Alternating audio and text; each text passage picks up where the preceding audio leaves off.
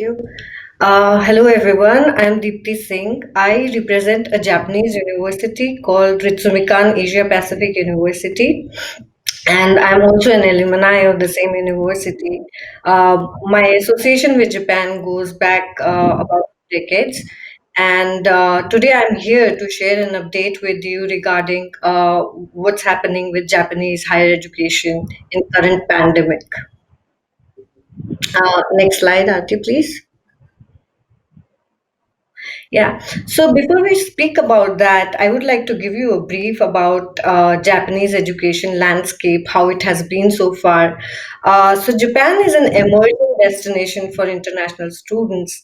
It wasn't always so, but about 2 decades ago, the government came up with some initiatives to internationalize its education, and it identified few universities as top global universities and instructed them to come up with English based programs where Japanese wasn't mandatory.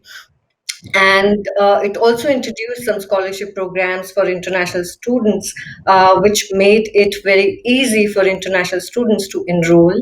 2 decades now, and now we see. Atik, could we please have the graph? Yes. Now we see that the number of international students in Japan have been constantly rising, especially so for the past decade or so. As many of you must be aware that Japan has a demographic gap, uh, meaning to say that they look for international workforce and they do not have many youngsters to take up the load of work that they have. So if we go by numbers, there are about 2 jobs available for every individual eligible to work, and which is why for any student who graduates from a Japanese university, it's very easy to find employment there. The second graph, I don't know how clear that is to everyone, but the number of foreign workers in Japan are also constantly rising. Yeah, I can't see the numbers anyway. So yeah, so they have been constantly rising for past decade or so. Yeah. But yeah, that's what was till the COVID. Auntie, can we have the next slide, please? Yeah. So that's up until the COVID. But since the beginning of this year, since the COVID hit, things have changed for the entire world and, of course, for Japan as well. So, to understand what is going on with the higher education in Japan, we ran a short survey to understand the challenges the universities have faced recently. And there are 3 challenges that mainly surfaced.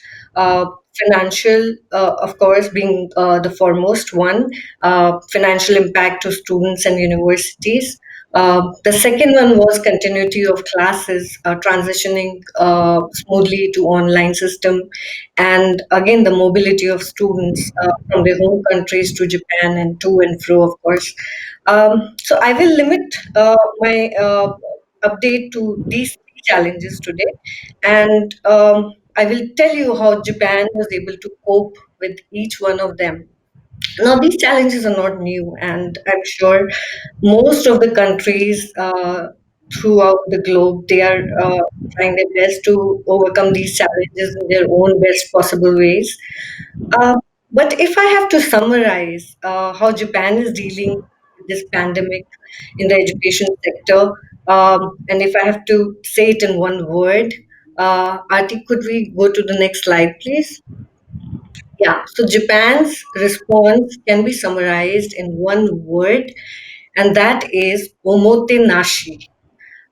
It's a Japanese word, so let me tell you what it really means. It is basically a very important feature of their culture, which means to anticipate and care for the unstated need of others. Uh, Anticipate and unstated need is the key word here.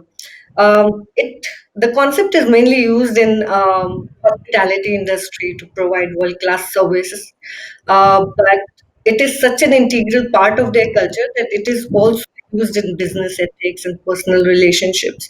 Uh, it essentially means that we have to respond to customers' needs, not just when we are asked to. We have to be perceptive about their needs and respond even before we are told to. Brilliant, right?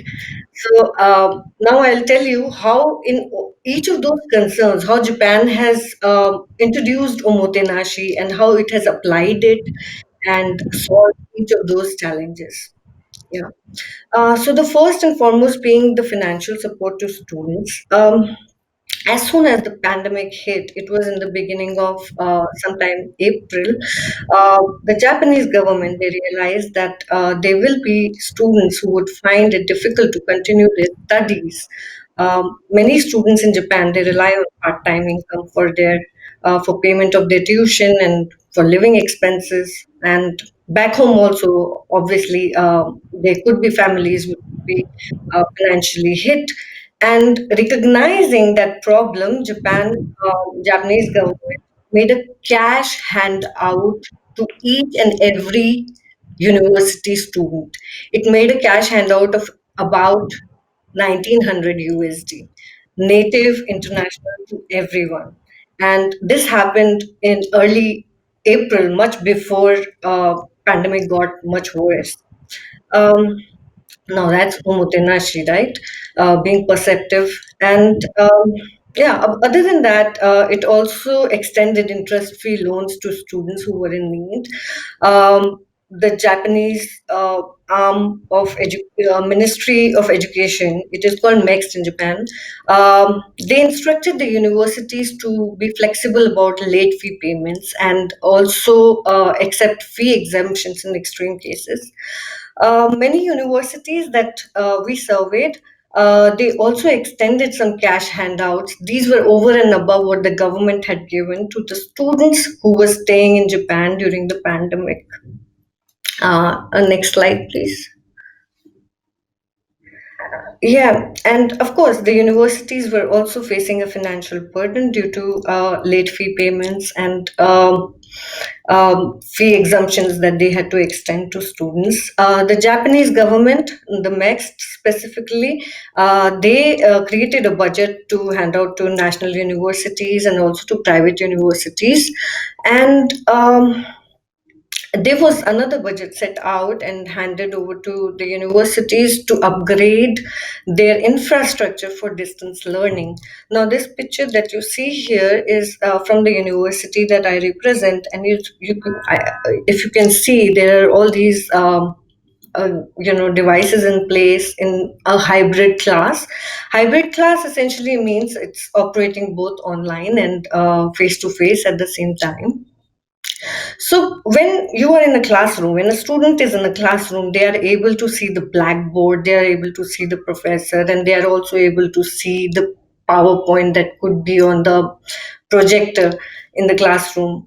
So the effort in most Japanese universities has been to bring the same kind of atmosphere and that learning environment to the students who are taking online lectures.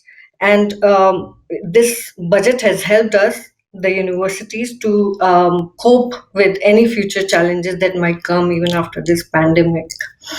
Yes, next, please. Yeah. So the second challenge that we faced were continuity of classes. It was in early April sometime when Japan went under lockdown, and it was exactly the time most universities in Japan start their spring semester. Yeah, so Japan went under lockdown on 7th of April precisely, and we had to obviously shift our semester and decide on moving online. And we weren't very prepared. But 2 months on, there was a survey, and as of 1st of June, we found that 100% of the universities were conducting online classes already. So it just took 2 months to prepare, and it was back on track through online medium. And I'm also very happy to tell you that about 20% of our universities are conducting hybrid classes now. There are classes that are being held face to face as well, and as they are recorded for the students who are not present on campus. There are many universities who are providing access to these lectures, recorded lectures, especially if they are in a time zone which is very different from Japan, more than 3 hours or so, so that students can learn it on their own pace and own comfort. Yeah, next slide, please. So Japan, with all that omotenashi, is making it really simple for its new students. We have simplified the admission procedure. We have, in many cases, we have additional application period. We are now accepting IELTS indicator tests. We are accepting Duolingo traditionally, which were not accepted for English proficiency. Um, in many cases, we have postponed the fee payment deadlines for the students who are not very comfortable with the concept of online learning. We have offered them deferment if they are willing to next semester or to next academic year to their convenience. Next, please.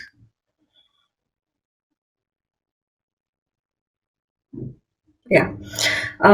Yeah, the last and the for again a very important one. We all are struggling with this mobility. So many of our students were stranded in their home countries, and there was a brief while when Japan was also closed for entry of foreigners. But I'm very happy to announce that Japan is now open for international students, and as we speak, last week, end of last week, yes, there were about 110 international students who entered Japan. Um, yeah, of course, there are safety measures in place that they have to undergo. So as soon as they land, they have to take a COVID test, and there's a 15-day mandatory quarantine. But let's say if a student is found COVID positive, in that case, the government bears all the medical expenses, and the quarantine facility, the accommodation fee for the entire 15 days is borne by the university. All these universities that we spoke to had tie-ups with travel agents who make sure that the student finds the nearest quarantine center easily, and is safely escorted from the quarantine facility to their respective universities. In fact, last week our admissions team from our admissions office, they went to welcome some students at Tokyo airport. um, uh, there were some students from Thailand and Indonesia who landed. um, there are still some students who are stranded back home and are not able to travel during pandemic and are not willing to travel, and for them we have extended their visa validity and also certificate of eligibility for new students. Yeah. So with all that, Omotenashi, next please, Ati. um, no, thank you slide. We need a thank you slide. The one before that, yes. So yeah, that's all I have to update you about. With all that, Omotenashi, we look forward to having you in Japan. Thank you so much. Arigato gozaimasu.